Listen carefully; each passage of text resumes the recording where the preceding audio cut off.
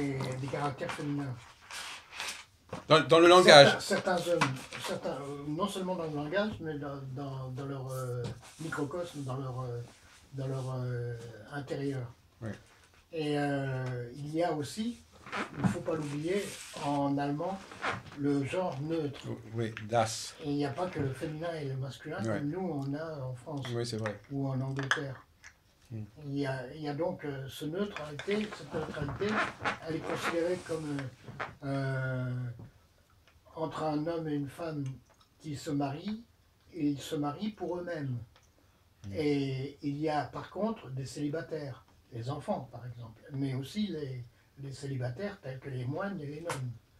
Et ça existe aussi chez les bouddhistes. C'est le célibat. Et le célibat. Et on peut considérer que cette neutralité, elle est faite pour aider les autres. Oui, c'est vrai. Et aider les autres, tous les célibataires sont là pour aider les autres. Et non pas pour, Oui, d'accord. pour eux-mêmes. Comme les gens mariés. Oui, donc le célibataire, c'est quelqu'un qui est neutre. Mais il y a à travers cette doctrine qui fait que la féminité peut se retrouver dans les caractères civils ou administratifs d'une femme qui devait devenir l'égale d'un homme. Cette doctrine peut être controversée parce que tout à l'heure,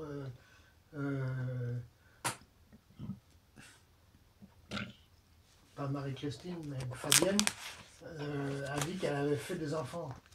Elle a une fille, oui. Qu'elle a une fille. Donc, qui habite à Tahiti. Elle a travaillé pour les autres. Elle travaillait pour quelqu'un d'autre, Ouais. pour sa fille. Ouais.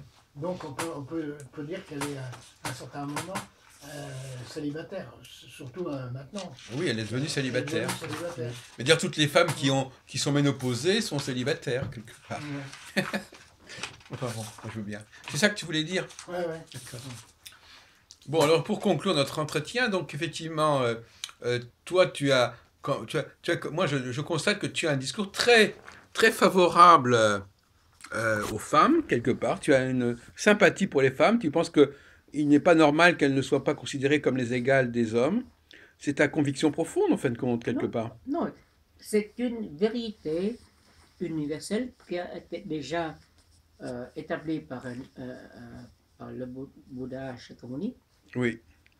Et pour pouvoir attester... C'est pas une vérité, c'est une volonté universelle. Parce que ça n'est pas ce qu'on observe. Il faut distinguer entre ce qu'on observe et ce qu'on veut voir. Et justement, et moi j'appelle ça le déni. Quelqu'un qui dit, ce qu'on voit, ça n'est pas la vérité. Je veux mettre une autre vérité que celle qu'on voit. Donc c'est des gens qui veulent changer le monde et qui ne veulent pas que ce qu'ils voient soit la loi. Ils veulent que leur loi soit plus forte que la réalité. Exactement. Tu viens de confirmer que nous, les êtres humains, à cause de notre petit ego, on croit chaque personne à sa loi. Déjà, nous sommes 7 milliards d'êtres humains, nous avons 7 milliards de lois, inclus la loi de chaque pays, comme la France, etc. Mais il faut comprendre que la loi suprême, c'est la loi de l'univers. Que Shakyamuni, il a dit, voilà, je vous lègue avant de mourir, le Seralutus, c'est la loi de l'univers, et que vous devez garder cette loi-là, pratiquer cette loi-là, et vous allez découvrir, aujourd'hui on parle de la femme, s'il y a différence entre l'homme et la femme, mais je vous confirme, il a bien dit que si la femme pratique la loi, hein, si elle ne pratique pas la loi, elle sera... Non, c'est bien ça. Mais on peut dire aussi pour les techniques, une femme qui utilise un revolver, elle devient l'égale de l'homme. Une femme qui utilise une technique, un tel objet, si on lui propose tel objet, cet objet donné, que ce soit un mantra ou un revolver ou une voiture ou n'importe quoi, ça lui permet d'arriver au niveau de l'homme. C'est-à-dire qu'on lui ajoute quelque chose. Voilà. On lui ajoute quelque chose qui va lui permettre d'être au niveau de l'homme. Regardez, vous savez maintenant, nous croyons que le mâle, hein, l'homme, est supérieur à la femme. est-ce que nous avons déjà rencontré des expériences que ce n'est pas seulement des kamikazes mâles, il y a des kamikazes femmes, hein?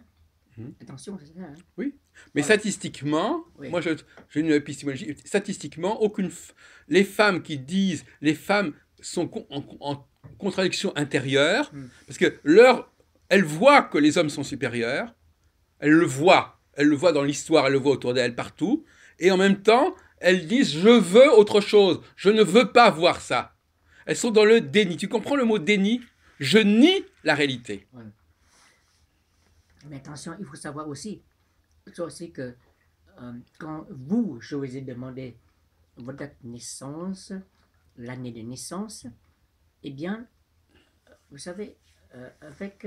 C'est vrai que la date de naissance, on ne tient pas compte du sexe. Oui, mais vous savez, nous, les Asiatiques,